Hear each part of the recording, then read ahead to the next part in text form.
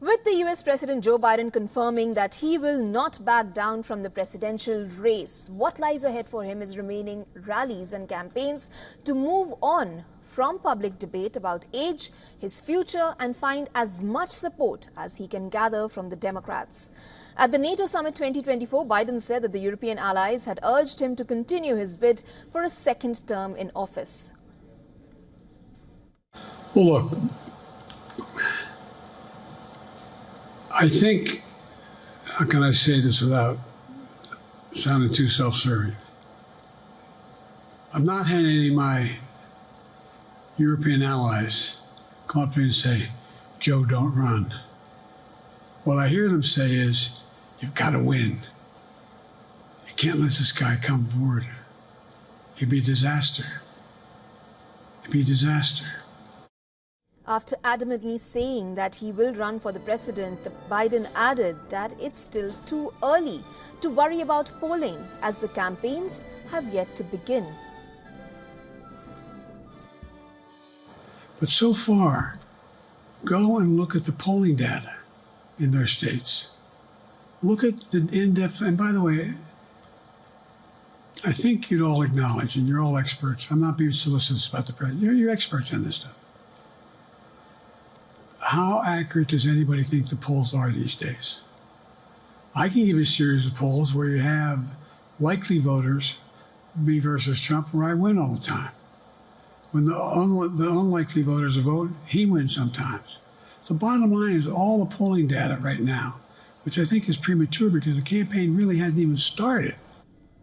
However, if we do take a look at the polls in a survey by Pew Research Center amid doubts over Biden's mental sharpness, Trump leads presidential race with 44%, while Biden follows with 40%. Furthermore, only about a quarter of voters, and that is about 24%, say that the phrase mental sharp describes Joe Biden very or fairly well. On the other hand, 58% describe Donald Trump as mentally sharp. In a survey done by the Washington Post, ABC News, and Ipsos poll, most Democrats nationwide want their president not to run again. The question was, should Joe Biden step aside from the re-election? 67%, that's two-thirds of Americans, say he should step aside and make way for someone else. When it comes to registered Democrats, the number slightly dips to 62%. And among those who have been a supporter of the incumbent, a majority feel he should give up. So far, Joe Biden has concluded rallies in battleground states like Pennsylvania and Wisconsin.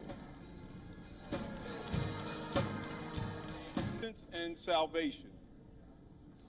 The United States President Joseph Biden. Now, in a highly anticipated television interview last month, Joe Biden told American media ABC News that he knew on stage that the debate was not going well. He called it a bad episode and that he was suffering from exhaustion. Now, even after all these efforts, Joe Biden is finding his corner increasingly empty, with more and more Democrats asking him to step down.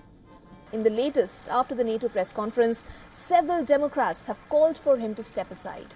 Among them is top Democrat on the House Intelligence Committee and Connecticut Representatives Jim Himes, Representative Scott Peters of California, and House Democrat Representative Eric Sorensen of Illinois. Furthermore, Democratic donors have warned that funding for the November election campaign is quote-unquote drying up. However, Joe Biden thinks otherwise. A lot can happen, but I think I'm the best I believe I'm the best qualified to govern. And I think I'm the best qualified to win. But there are other people who could beat Trump too. But it's awful start from scratch. And, we talk about, money raised. We're not doing bad. We got about $220 million in the bank. We're doing well. And for more on this, our correspondent Susan Tehrani sends us this report with the latest from New York. Listen in.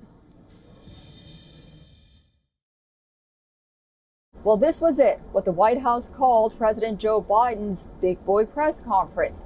On the one hand, the president showed determination and conviction in his commitment to stay in the 2024 presidential race. But for the first time, he also said that he may consider stepping out of the race if his aides told him that he wasn't able to win. Nonetheless, the performance was marred with gaffes and halting pauses, which unfortunately have become all too familiar for this president. The fact that he referred to Vice President Kamala Harris as Vice President Trump and stumbled over his words is concerning.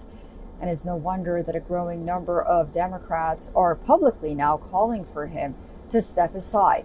Now, many of those Democrats said after the presser that their minds hasn't changed and that they still believe that President Biden's legacy should be as a one-term president. But the clock is ticking.